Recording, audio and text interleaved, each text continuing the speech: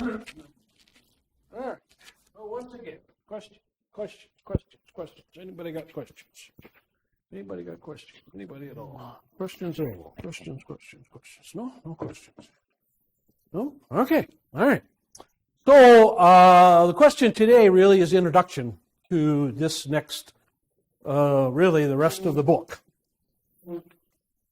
The rest of the book, and really some of what we talked about the last part of chapter 21, is part of what is very often referred to as ceremonial law. You can divide the Old Testament laws given to Moses and really given to some of the prophets and kings, too, high priests and kings, into three categories.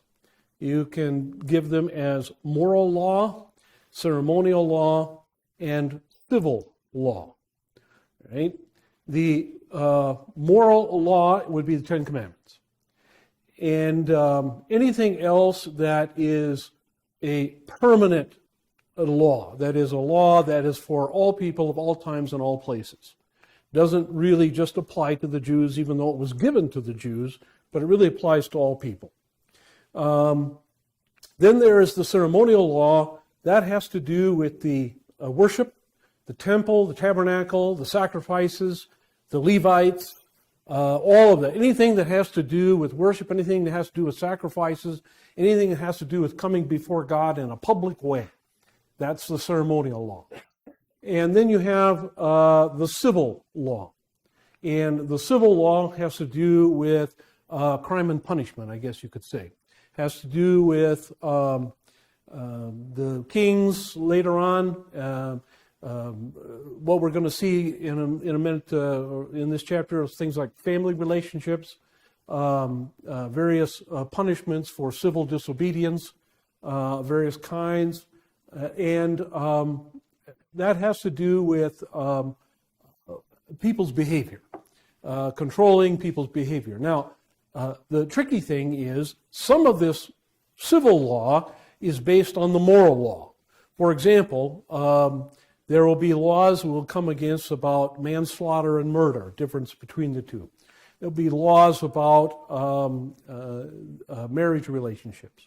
Those are based, have their foundation in the moral law, in the commandment, do not kill, do not commit adultery. So that's kind of the tricky thing. And so some of the civil law continues on into the New Testament because it is a reflection of the moral law. But in other cases, it's not. Like we're going to have a lot of verses here coming up about slavery, for example, and how you treat your slaves and what you do with them. Obviously, that doesn't apply, at least in our society, because we don't have slaves.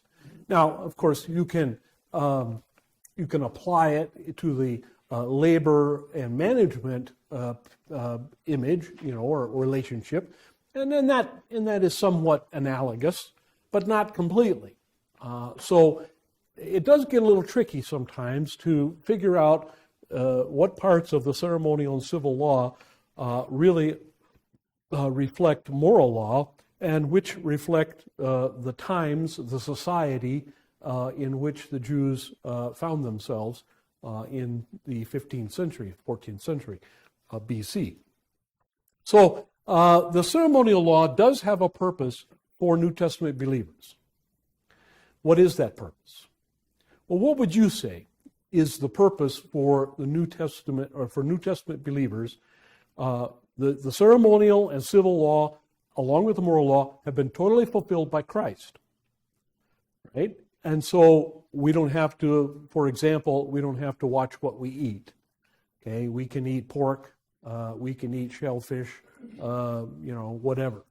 We don't have to do that. Now, we can if we want to, of course, but we don't have to. So in applying the civil and ceremonial laws to New Testament believers, what function would they provide for us, do you think? What function would the civil and ceremonial law, like, for example, the laws about sacrifices. God is very particular about the sacrifices. When you bring a sacrifice to the temple, let's say it's for a sin offering, okay? The animal that you bring has to be without spot or blemish, okay? It has to be as perfect as you can find in the world, okay? Nothing's perfect, of course, but it can't be blind, it can't be lame, it can't be mottled colored, it can't have 3 legs instead of 4, something like that. It has to be as good as you can possibly have, the absolute best of your flock, for example. Okay, that's what you're supposed to bring, for example, for a sin offering to the temple, right? Now, obviously, we don't have to do sacrifices. We don't have to bring offerings. We don't have to bring sacrifices to the church for our sin, because Jesus has paid for our sin. But what part of that law would apply to New Testament believers? Or anything at all? None of it, right? Yeah? No? What do you think? Well, our sacrifice is following God's word as pure as we can. Okay, well, that's certainly one thing. Yes, to not disregard the clear teachings of God's word. Okay, God very clearly says, bring your best, bring an animal without spot or blemish, and so on and so forth. All right. So obviously, the one lesson in there would be don't disregard the clear directions of God in His word. Okay, that's a good one. What's another? We don't bring animals to church. What do bring? Our offerings. All right, and so they are kind of sacrifices, aren't they? How are offerings kind of like sacrifices? Well, it's a financial sacrifice. It is, okay. That's, in the Old Testament, that's an animal that the person could make use of, could sell, or eat, or use the wool from, or whatever, and doesn't do that, or the hide from doesn't do that, but rather gives it over to God. So that's a financial sacrifice. Of course, we don't bring animals to the church. Well, they used to, in a lot of cases. I know a lot of old pastors that were paid in chickens or sacks of potatoes or whatever, or a side of beef. But today, mostly we don't. But when we're talking then about bringing an offering to God, a sacrifice, financial sacrifice to God, what does that mean then? If we're going to apply the Old Testament ceremonial law to our actions today. Well, you should be giving. Okay, good. Well, I'm just going to offer this because then maybe he'll look at me favorably. All right. So it's not quid pro quo, as we say. Okay, it's not, I scratch your back, you scratch mine, God. So it's willing. It's not looking for payback. Okay, what else? I would say one more, or at least maybe two more aspects. It should be best, right? It should be your best. Okay? The widow's mite, for example. Okay? The widow's mite, Jesus said, she gave all she had. She gave 100%. Okay? Now, are we commanded to give 100%? No, we're not. But she gave her best in an extraordinary sense. Right? Jesus didn't turn around and say, you all have to do the same thing. He didn't say that. But it was much different than the bare minimum that the scribes and Pharisees would give. Okay, so the tithe, for example, a lot of churches teach today that the ceremonial law of the tithe is still in place for New Testament believers. That is not true. That is not true. I've had to tell a lot of people that over the years. People ask me, people who don't even belong to our church. They belong to a Baptist type church, and their pastors will tell them, you must tithe, okay? You must give 10% before taxes, all right? And not just the Mormons, but other Christian denominations. Some will teach that. You need to do that. That needs to be your goal, or even above that. And they will ask me, is that actually taught in Scripture? No, it is not. Not for New Testament Christians. Now, if you want to start there, sure, and then you can go either direction. Okay, I tell people that all the time. When we in my early days, because I was young and stupid, we did a couple of stewardship Sundays before I finally gave up on that idea, because it's legalistic and bad. But in any case, when we did that, I would always tell people, start with 10% because it's easy. Okay, you know what your gross income is, pretty close, and you know what 10% is easy to figure, right? And then go up or down as your needs arise. I use this example. Let's say somebody makes $1,000 a week, okay, and he's a single person, right? Well, $100 a week for a single person leaves him $900 to live on. That's pretty good. That's okay, right? Let's say you make $500 a week and you have 4 children, okay, and a wife. So $500 a week. If you give 50, you're left with $450. So one person living on $900 a week can probably give a lot more than 10%. Whereas a person living on $450 a week with 6 members in their family would be hard, and he probably would give less than 10%. He might give 7% or 5% or something. You see my point? Okay, so we're using the ceremonial law, okay, to guide us, but we're not applying it strictly, right? Because it's not moral law for us, right? You can do the same with lots of the ceremonial law or lots of the civil law. Okay, people object. Let's say, for example, when somebody quotes from the civil law in like Leviticus or Exodus or Deuteronomy about gay people, homosexuals, and God talks about homosexual sex, and He says this is deplorable to me. People will object and say, that's in the Old Testament, that doesn't apply anymore. All right? Okay, well, certainly parts of that don't apply. The part that, take them out and execute them, okay, they should be executed. That can't apply because that would be against the law. All right? But doesn't that civil and ceremonial law tell us what God's opinion is on that practice? Yes, it does. And then when you look in the New Testament and you see St. Paul talks the same way in the New Testament, in the book of Romans, for example, and other places, in just as the same very harsh way, let's say, about homosexual behavior and attitudes, you can say, well, then that is something that the New Testament believer needs to follow. The Old Testament gives us guidance into how God feels about that particular thing. Okay. Another example would be divorce. Right? Divorce in our world, in our country at least, in our state, is legal. It is legal for any and every reason.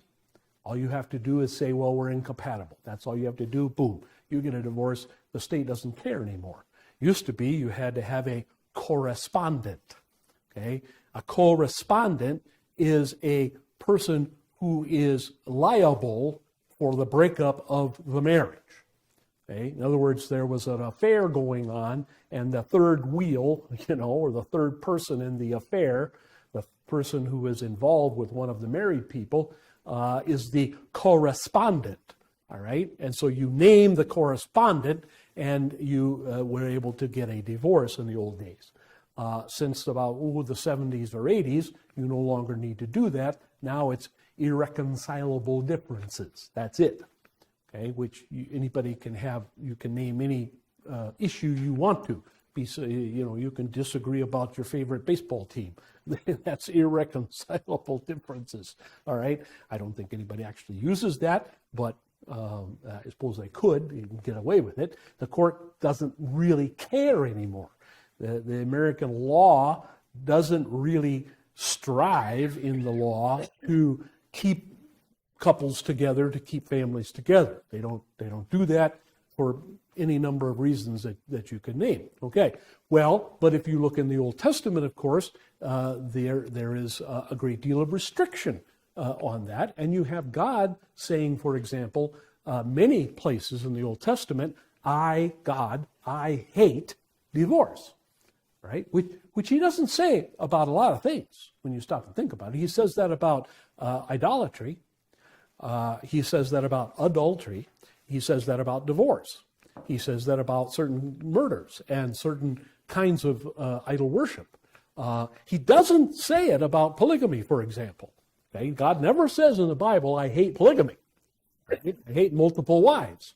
Matter of fact, he gives guidance in Moses' law for having multiple wives. But he does say, I hate divorce. So you can take that Old Testament text that says, where God says, I hate divorce, and you can say, this guides us in our New Testament life, right? So you can say, I can say without fear of contradiction from anywhere in the Bible to a couple that comes in, my first advice to them is, God hates divorce. I can say that to them, and I don't feel like I'm applying ceremonial law to them. You see, I'm using the ceremonial law to clue people in as to how God feels, what is God's opinion on certain human behavior, right?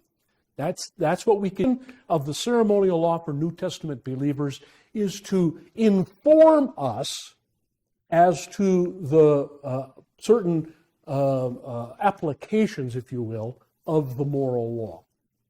Harry, you had a point? Yeah, they said for man, all he has to do is write a divorce, and give it to her, and she's out. Okay, well, is that actually in the ceremonial law? No, that's not. That is even less than the ceremonial law or less than the civil law. God himself gave Moses and the kings and high priests and prophets of the Old Testament a certain amount of leeway, a certain amount of exceptions that they could make. Again, this was not originally God's will, but he allowed these exceptions, as Jesus himself commented, because of the people's hard hearts, or you could say hard heads, their stubbornness. And so, yeah, that was kind of that's not really part of the civil ceremonial law. It's more an exception to the civil ceremonial law that was allowed by God because of people's sinful natures. So, and Jesus condemns that, says, that wasn't right, that Moses did that. And so that's why Jesus, in that very discussion, Jesus says anybody who leaves his wife and marries another woman for anything less than adultery, that is sexual unfaithfulness, they are committing adultery. They are breaking the sixth commandment. All right? That's why Jesus said that, because that was something that was being taken advantage of by the Jews of Jesus' day. So again, the civil and ceremonial law can inform us as to what God's opinion is, what God's ideas are about a certain kind of behavior, a certain kind of actions, or a certain kind of thoughts or words or whatever. Okay, so that's the purpose and that's the use of the ceremonial law. We don't try to keep the ceremonial law and raise it up to the level of moral law. We don't do that. We simply use the ceremonial law to inform the moral law. Okay? Anybody questions about that? All right. Okay, let's move on then. Chapter 21. God's ordinances concerning slavery among his people. That's how it starts out. Let's read the first 11 verses, and we'll go to the notes. Now, these are the ordinances which you are to set before them, that is, before the people of Israel. If you buy a Hebrew slave, please note there, first of all, that this is a Hebrew slave, that is, a Jew himself was become a slave. This is not talking about non-Jews yet. It will, but it's not right now. He shall serve for 6 years, but on the 7th he shall go out, that is, leave, as a free man without payment. That is, you don't need to pay him. What's going on at the 7th year? Anybody? Anybody? The Sabbath year, right. They never did, no. If he comes alone, he shall go out alone. If he is the husband of a wife, then his wife shall go with him. So if he is single, okay, he should stay single while he's a slave. If, on the other hand, he's not single, he should be able to take his wife with him. If his master gives him a wife, and she bears him sons or daughters, the wife and her children shall belong to her master, and he shall go out alone. Wow. Get that. So here you're a single guy, and you become a slave. You're a slave in a household, let's say. You fall in love with another slave, say a woman in the household, or even not a slave, even a teacher or something in the household. And you get married. The master allows you to get married, and you have children. She and the children stay behind. Wow. They stay behind as property of the master. Well, that would not go over too well today, would it? But this is why, if you're curious, this is why, in many cases in the pre-war South, antebellum South, this is why families were often broken up. Because the slave masters, considered the wife and the children as their property to do with as they please. And so they could auction off, let's say, if they had more slaves than they needed, they can auction off the husband and keep the wives and kids, or do the opposite, or keep the husband and the wife and auction off the kids, or any parts of them. This is why, if you're ever curious as to why Southerners did this, this is why, or at least one of the reasons why. Okay? They looked at this in the Old Testament and they said, oh, well, that's the way God looks at it. You had a question. Yeah, but isn't that what it worked here if the master provided the wife? It's not that he fell in love with her and they started dating and they got married. But if the master gave, this is your wife, then this is understandable because... Well, it goes in either case. In either case, the master is allowing. You can't get married. As a slave, you can't get married without the master's permission. Right, but the master a lot of times did not provide the woman. Right. Sometimes he did, sometimes he didn't. Right. But in any case... Right, no, you're talking about the South. Okay. Yeah, right. Well, they looked at it at both at the same way. Because they still have to get somebody. Right. Would that be viewed just like breeding horses or something like that? Yeah, for all intents and purposes, sure. Or cows or sheep or pigs or anything else. Yeah, that's right.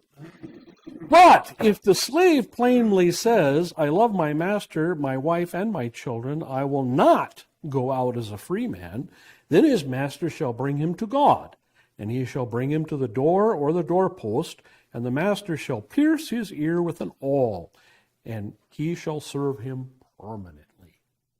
So the slave had a choice. When the 7th year came around, the slave could say,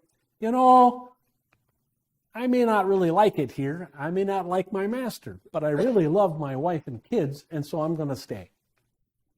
I'm going to stay as a permanent slave, even though I had my opportunity to get away or to go out. to be free. And so then he would have his ear pierced as a sign to everyone that this guy is a slave by his own free will. Okay? That he's giving himself, his freedom up for his family. Okay? If a man sells his daughter as a female slave, she is not to go free as the male slaves do. That is, on the 7th year. Now, of course, this sounds, again, very harsh to us.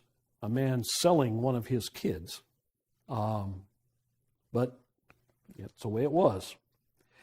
If she is displeasing in the eyes of her master, who designated her for himself, then he shall let her be redeemed.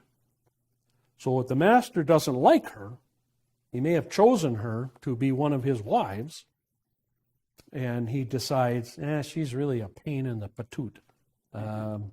Okay, 7th year comes along, yeah, sure, I'll let you be redeemed by somebody. And that means somebody else has to reimburse him for her price. He does not have authority to sell her to a foreign people because of his unfairness to her. So the idea here is that he's turned against her for his own selfish reasons. She's not as pretty as he thought, or she's not as good a cook as he thought, or she's not as good in bed as he hoped, or whatever. He can have her redeemed by one of her own people, the Jews, but he cannot sell her to the Gentiles. If he designates her for his son, so in other words, he buys the woman to give to his son as one of his wives, he shall deal with her according to the custom of daughters. So she becomes then a legal daughter. If he takes to himself another woman, he may not reduce her food, her clothing, or her conjugal rights. So this goes along with later on, we're going to have some directions about men with multiple wives. The same thing is going to apply to them as applies to this. In this case, the man takes the woman and she belongs to him. It is not considered not to be considered adultery or illicit sex for him to have sexual relations with her. All right? But if he takes multiple women, if he has himself a harem, let's say, he has to treat everybody equal. Okay? We're going to see this again and again in the Moses laws that God gave to Moses, that if a man has more than one wife or more than one female slave that he uses for sexual purposes, he has to treat her or all of his women the same. He cannot give her less food, cannot put her in a worse house or room, cannot give her less clothing, and cannot reduce his intimacy with her as opposed to other wives. This is a rule, by the way, that most missionaries put into effect, Christian missionaries, when they dealt with pagan societies. So when Christian missionaries first went into Africa, or they first went into the South Sea Islands, or they first went into China, or Indonesia, or Malaysia, places like that, or India, and they came across polygamy. They came across men who had many wives.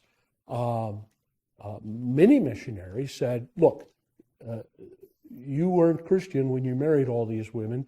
We're not going to force you to divorce them. But you have to treat them equal. And this was a big deal.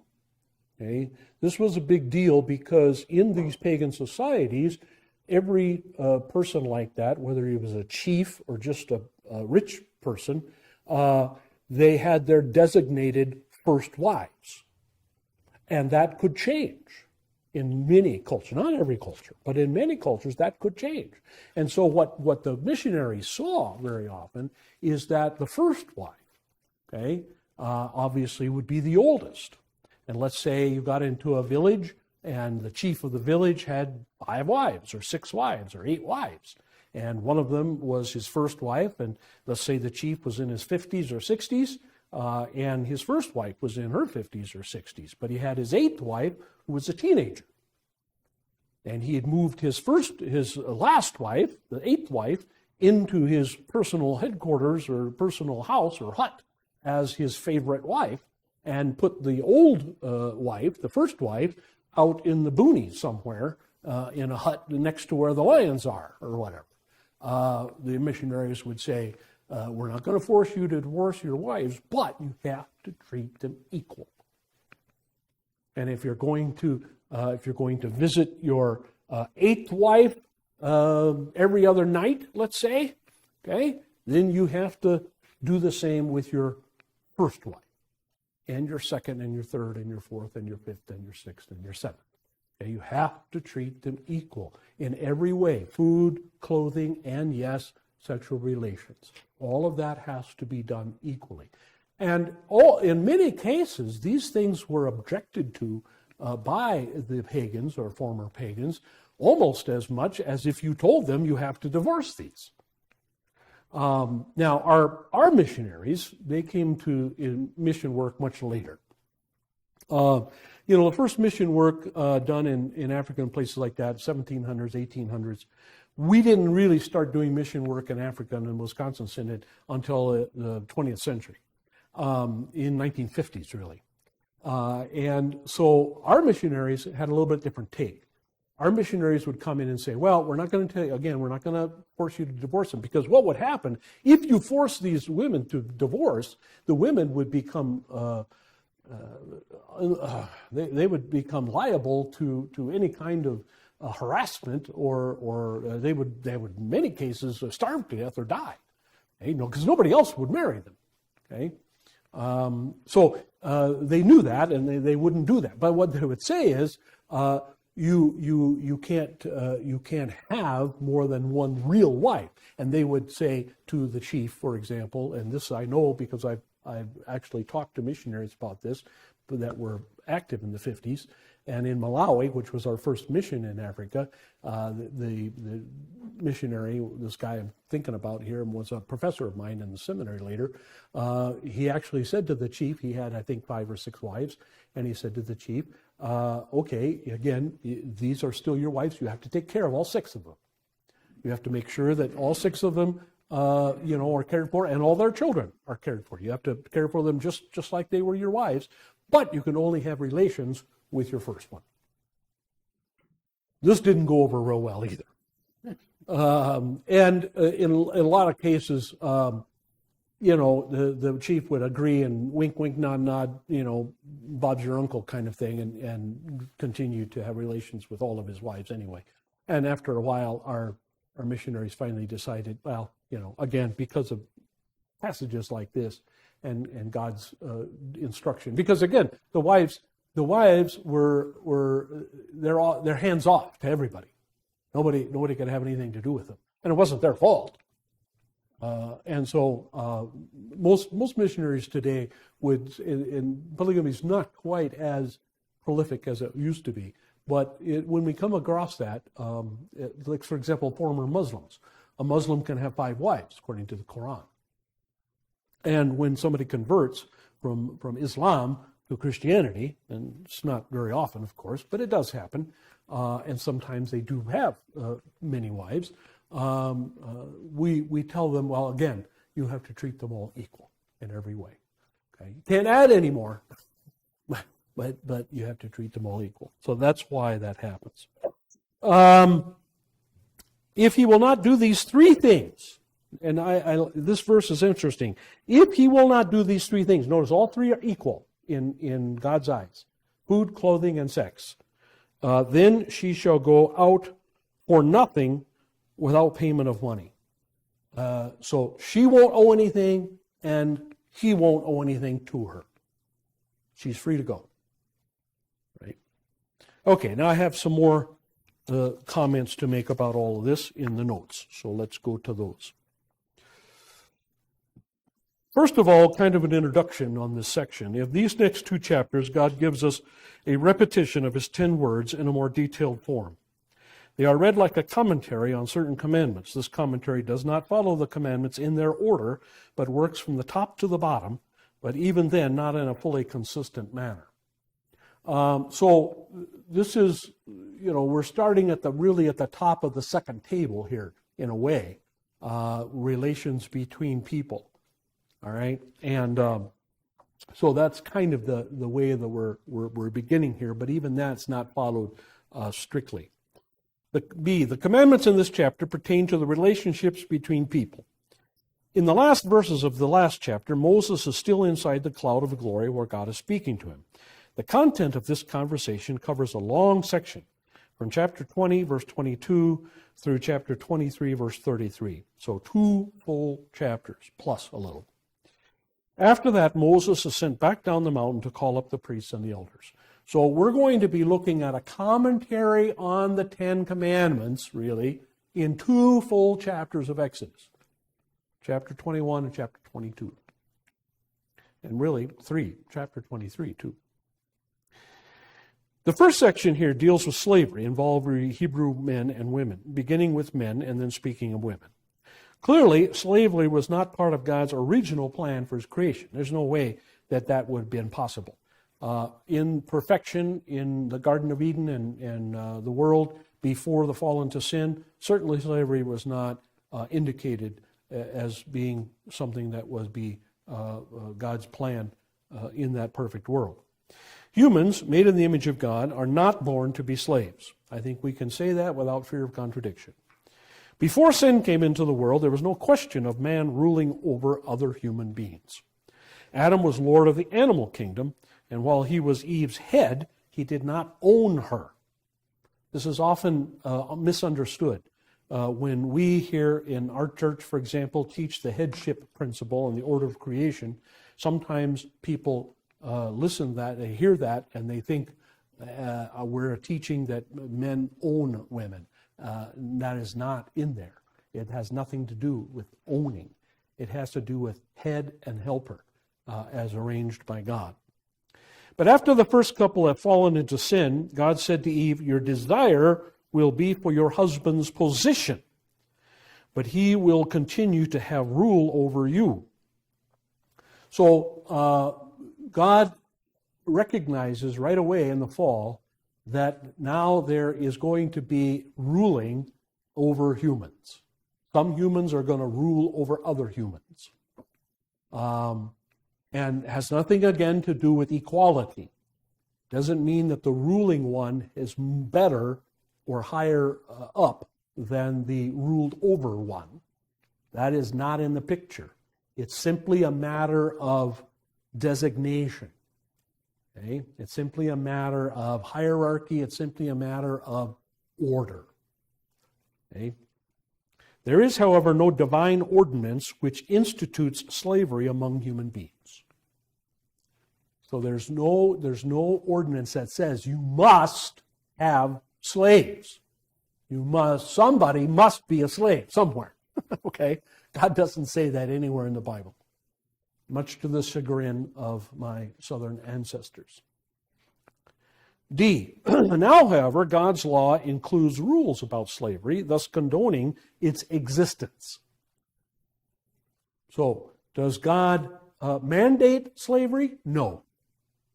Does God condone slavery? Yes. You have to say that. And is that repeated in the New Testament? Yes. Because you have St. Paul in the New Testament actually ordering slaves to be and remain slaves. Okay? So there's no question that God condones slavery.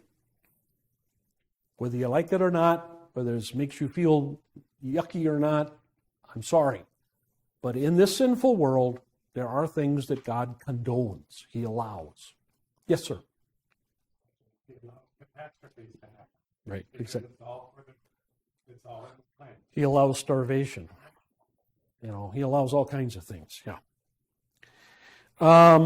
thus condoning its existence in the now falling world of mankind. In other words, God's law now accommodates itself to the sinful situations that come up in a sinful world. Okay? God's law does this from time to time. It accommodates a situation that God knows is going to happen. For example, I'll give you another example that we'll see later on. War. Is it God's will to make war? No. Does God give a mandate to do war? No. Okay? Does God condone war? Yes. Does God give rules, quote unquote, for war? Yes. Okay? There's a lot of discussion today, for example, about, Hamas did bad, and Hamas broke the Geneva Convention and all that in their attack on Israel on October 7th. However, Israel is now breaking the Geneva Convention, to attack Hamas. All right. I'm sure has everybody seen Bridge on the River Kwai? Okay, and you remember the scene where the British major whips out the Geneva Convention, his copy of the Geneva Convention, and the Japanese colonel whacks it out of his hand and calls it weak and foolish and stupid and all that. This is often the case with, shall we say, the winners. Okay, and not more sometimes during a war than at the end, but also at the end sometimes. It's like, well, for example, one of the Hamas spokesmen the other day brought up the carpet bombing of Japan by the United States. Was this against the Geneva Convention? Technically, yes, it was. No question about it. Because the idea was not to hit necessarily military targets. The idea was to, as Barry Goldwater once said about the Vietnam situation, bomb them back to the Stone Age. That was, it was the people. The firebombing of Dresden has also been brought up by Hamas. Dresden in Germany, did not have a single military target. They didn't even have a military garrison. The only thing that was in Dresden were wounded soldiers and hospitals. And a lot of civilians, because the civilians thought, many of the people in Germany thought Dresden was a safe place because it had no military use. There was no military forts there. There was not a navy base. There was nothing there that would make it a target. Yeah, we were wrong on that. Oh, absolutely, dead wrong. Okay, but the trials, the Nuremberg trials, nobody put Hap Arnold, the general in charge of the Air Force in England that bombed Germany, nobody put Hap Arnold on trial as a war criminal. You could make an argument that he should have been, along with the Nazi leaders. It should have been two Nuremberg trials. Should have been Nuremberg trials for the Nazi leaders that massacred tons of people, and there should have been maybe war trials for the Allied officers and generals and stuff who did some pretty bad things. Most of the deaths, don't get me into call me a wacko or a dingbat, but the fact of the matter is most of the people who died in the concentration camps did not die from, let's say, poison gas. Most of them died from disease and starvation. And the reason that they died from disease and starvation was because Eisenhower, on purpose, bombed all of the rail lines and highways leading to these camps. And if you read very closely the history of the air campaign, Eisenhower admits that the only reason he did this was because these camps were used by the Nazis as work camps. And they were working in building up the defenses of Germany. And so Eisenhower, along with the rest of the general staff including the Pentagon, including Roosevelt and Truman, okay, approved the bombing of all of these supply lines into these camps, because then they couldn't get the workers out of the camps to do defense work. And so the people starved. Now, you can still blame the Nazis, of course, for starving them, because the troops didn't starve, obviously, and they were still wrong, no question about it. But if you're going to die of typhus or diphtheria or something like that, you really can't blame the guards as much as you can blame the fact that no medicines or supplies, health supplies of any kind, were allowed to get in. Okay, so when it comes to breaking the rules of war, okay, the victors not only write the histories, but the victors get to decide who is guilty and who is not. All right, so that is and you can, even long before there was a Geneva Convention, you can go back into the Middle Ages, you can go back even before that, and all kinds of agreements that were made between armies and between nations were broken constantly by one side or the other, in order very often to get an advantage. Yes, sir. Well, when the British came over here to fight, they were in lines. And then our people were being treated the way you're not supposed to be. You're not supposed, that's against the rules. Yeah, right. Not only that, but they're wearing red coats with a big X right in the middle. I mean, Now, but don't you think it's going too far now? They're trying to sanitize war, so it's not. Well, of course. When it was vicious, like Vietnam was really the first televised war. Yes, That brought more face to face with it did. It the did. people. It did. Before then, we had no idea what was happening in World War II until after the fact. Well, I think there's something else too here about that in that same way, because you can say, look at the period in American history between the 1860s, where we had the war between the states, and let's say the Spanish-American War, which was right at the very end of the 1800s, 1898. Okay, so you had 40 good-sized years, a whole generation really, where we didn't do a whole lot of war out there in the world. There's a reason for that. The reason for that was that both the North and the South, South more of course, experienced war firsthand. And so there was not a lot of appetite, even for the Spanish-American War. There was really not a lot of appetite. If it hadn't been for William Randolph Hearst and his newspapers, I doubt that we would have even gotten involved in the Spanish-American War, whether the Maine was the fault of the Spanish or not, which I doubt it was. There's no evidence for that at all. But without Hearst's newspapers pushing it, I doubt seriously whether Congress would ever have approved the Spanish-American War. There just wasn't an appetite in the United States for war among people who had lived through the war between the states. And you have to understand, certainly every southern state, all of the southern states suffered greatly, but the border states, Kentucky suffered, West Virginia suffered, Maryland suffered, Pennsylvania suffered. So numerous of the northern states suffered. Southern Indiana, southern Illinois, Ohio, they all suffered greatly. And so there was a lot of understanding. Those people who, you got to understand, the veterans of that war did not really start dying off in great numbers, like our World War II generation is, until the teens and 20s, and really into the 30s.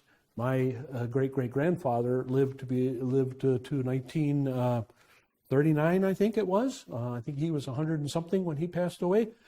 He was a veteran of the Southern forces. So these people who lived through that period of time were not real interested, because they had actually seen what war was. So you've got a good point there, and I think that it's only after that generation passed that the United States really became involved in foreign conflicts, because we didn't have any experience, and still to this day don't have any experience, which is why I think since World War II, we've just been involved. Our nation, our land, our geography has not been invaded. since Lee invaded Pennsylvania, you could say, we haven't been invaded. And so we just have no clear concept. We have no clue. And so we go invading Iraq, and we go invading, wherever, Afghanistan or wherever, kind of willy-nilly, without really any clear understanding of what's involved. And I think that's why that happens a lot. Yes, sir. Also,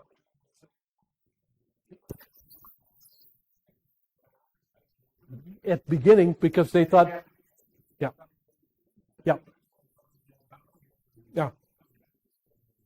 it was.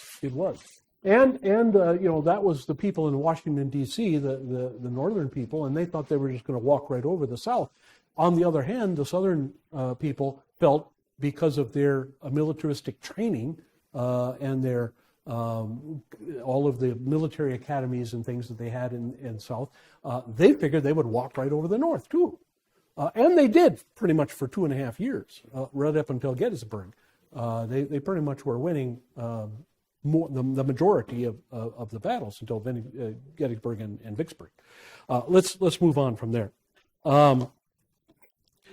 The point is, you had one comment? Go ahead. In Tennessee today, it was so well up. They still talk about it, but they don't, it's kind of almost like a fun game. Oh, well, yeah. So that was surprising to me.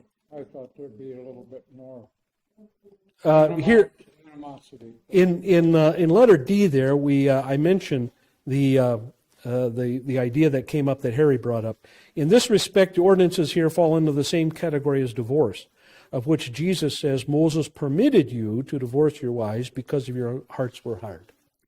But it was not this way from the beginning. Now, he's talking about the beginning as in creation. Again, in the perfect world, God's will had there was no allowance originally for divorce, just as there was no allowance for later on we're going to have manslaughter and some other things. Letter E. The slavery mentioned in verses 2 to 6 was probably the result of economic hardship. The Hebrew servant was a man who had incurred debts and sold his services in order to pay off his debts. In some cases, a man would be sold if he had committed a crime for which he could not compensate. So if a man had robbed another man and owed the other man compensation, not just giving back whatever he stole, but also compensation, maybe he broke something or ruined something on his way into the house or whatever, and he had nothing, once he given back what he stole, of course, he had nothing of which to pay, then he would sell himself or his services for a certain time in order to pay off that debt. In point of fact, there are 6 different situations under which an Israelite could find himself a slave. In extreme poverty, he could sell his freedom. And we'll come across that if we ever study Leviticus chapter 25. A father could sell his children, as we saw in verse 7. Bankrupt debtors became slaves of their creditors in 2 Kings chapter 4. A thief, if he had no money to pay the fine laid on him by the law, was to be sold for the profit of the one he had robbed. We'll see that in chapter 22. Israelites could become prisoner of war and then sold as a slave. An Israelite slave who had been bought back from a Gentile could be sold once again by the one who ransomed him to another Israelite. So he couldn't be sold again to a Gentile. But let's say a Gentile merchant comes into Jerusalem, and he's got with him a Jewish slave. And there's a Jewish merchant, has money, and he sees that a Jew is being made the slave of a Gentile. He can go to that Gentile and say, what do you want for him? I'll buy him from you. Okay, he can do that. Right? He can buy the Hebrew slave from the Gentile in order to get the Hebrew slave out from under a Gentile master. Then that slave becomes his slave, a Jewish master. Okay? He can do that. He doesn't have to set him free. He can be his slave. And then but then he can't turn around and sell him for a higher price or whatever to another Gentile. He has to remain the matter of a Jew, the property of a Jew. G, it must be noted that God's law emphasized the rights of the slave, not his obligations. I think this is an important point that people miss. When they read this section on slavery, they find fault with God. Isn't this terrible? God allows and condones and even regulates slavery. Yeah, he regulates it, but look how he regulates it. He regulates it for the benefit of the slave. I think that somehow people miss that. The law is primarily addressed to the man who bought him, not to the slave who sold himself. One of the main purposes of the law is to curb the influence of sin and thus to limit the power of Satan over man. Note also that this law pertains to the children of Israel. God's people, therefore, it reminds us that a child of God could be poor. Again, people miss this. In all the discussion about slavery, this is totally missed. And so the prosperity preachers out there, the ones who are so proud, oh yeah, look, if you believe in Jesus, you'll be rich, fat, and happy. That's just false. That's just wrong. That there's no promise, none whatsoever. Look at Lazarus, okay, who died at the rich man's gate. Okay, he was certainly the poorest of the poor. So there's no promise whatsoever in the Bible that if you're a believer in Jesus, all of a sudden your life will be a bowl of cherries. And you will be rich and whatever. No, nothing. Somehow or other, a lot of people get this wrong when they're looking at the Bible. They somehow feel that the Bible teaches that believers should all be well off and all be prosperous and all be in good shape in every way, health-wise, money-wise, and every other-wise. It's not promised anywhere. Matter of fact, here you have examples of members of God's family, the Jews, the children of Israel, who are slaves.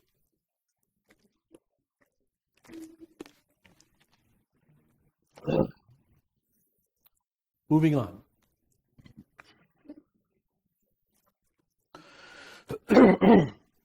The fact that we belong to God does not guarantee wealth. Boy, howdy, isn't that the truth? Some of God's children are born into poverty. Some become poor through no fault of their own, and many run up huge debts and become bankrupt. So there's all kinds of ways believers can be poor. You can be poor because that's just God's lot for you, whether you like it or not. You can be poor because fortunes turn against you. Stock market collapses or whatever. Or your gizmo that you invented is stolen by somebody else. It's no fault of yours, but you wind up poor and somebody else gets rich off of your brains, whatever. Okay, it happens. Or, more commonly today, people become poor because they run up their credit debts and whatever and can't pay them. Wind up having to declare bankruptcy. The Bible nowhere teaches any kind of prosperity gospel, which basically says, believe in Jesus and you'll be prosperous. That is not taught in the Bible. At the same time, these verses do teach that if believers do end up in debt, we need to seek legitimate and righteous ways to get out of it. It is therefore better in God's eyes to sell yourself as a slave than to make others pay for the cost of ruining your life. Thus, there is such a thing as honorable slavery. During the early years of our country, there was something called indentured servitude, which was in most ways identical to slavery, yet was seen as honorable. You know, one of the things I noticed in teaching a bunch of years back was when I was in, let's say, middle school, where you started to get a separate history class, all of my history books then, and in high school too, in those days, in the 60s and 70s, all taught about indentured slave servitude. It taught that Benjamin Franklin, for example, paid for his passage from England to America by being an indentured servant. Okay? That was in the books, that was in the history books, and we had a whole section sometimes on indentured servitude and how many people came over from Europe as indentured servants and had to work for 3 years or 5 years or 7 years or 10 years or whatever in order to pay for their passage. This was a common thing. Years later, when I'm now a pastor and I'm teaching school to make ends meet, and I'm teaching history class in many cases, you go blind looking in a history book for any mention of that. It was gone. No mention, even in the biographies of Benjamin Franklin. I remember very distinctly teaching a class in the Revolution, and I taught the people. I told the kids, sixth graders, these were sixth graders, and I told them straight out. I said, Benjamin Franklin became a slave, an indentured servant, so he could come to America. No, you're lying, Mr. Spencer. You're not. That can't be true. I don't. My father never told me that. And I had a teacher next door. I said, "Would you come over and clarify something with me, or back me up?" And she said, "What are you telling him?" I'm telling him Benjamin Franklin. And she looked at me and she said, "I didn't know that." I said, "Well, it's true." She says, "Well, this was long before Google. Okay, couldn't stop and look it up, or ask our phones, ask Alexis or whatever."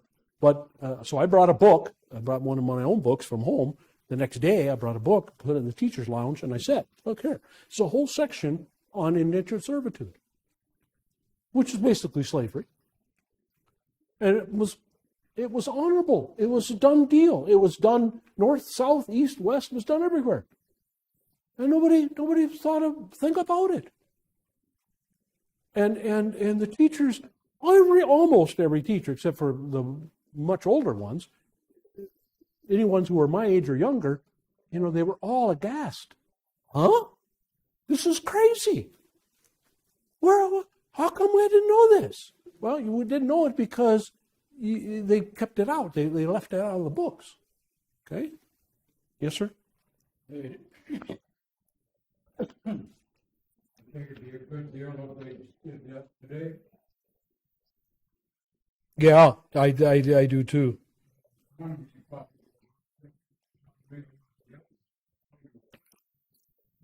To wipe away everything that's come to us. One more point and then we'll close.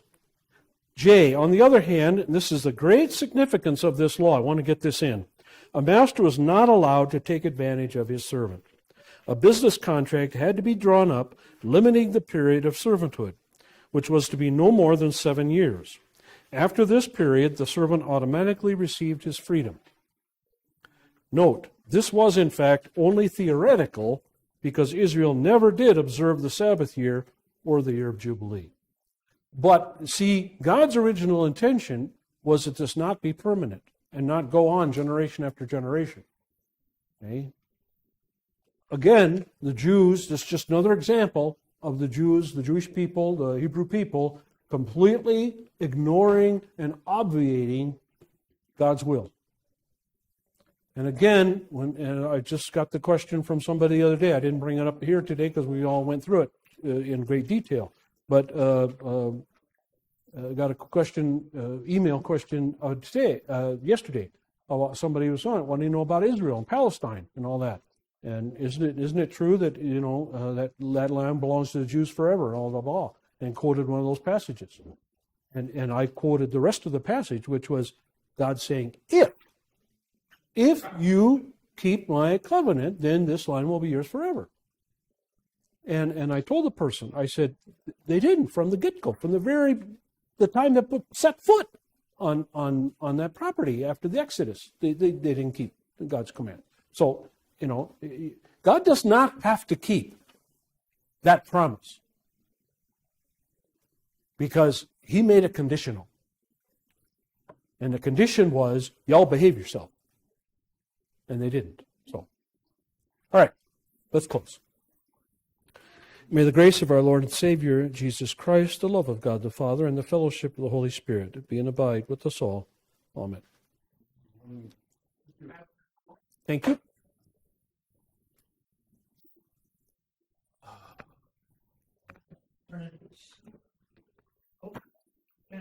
Went all over. Pushed on the soap.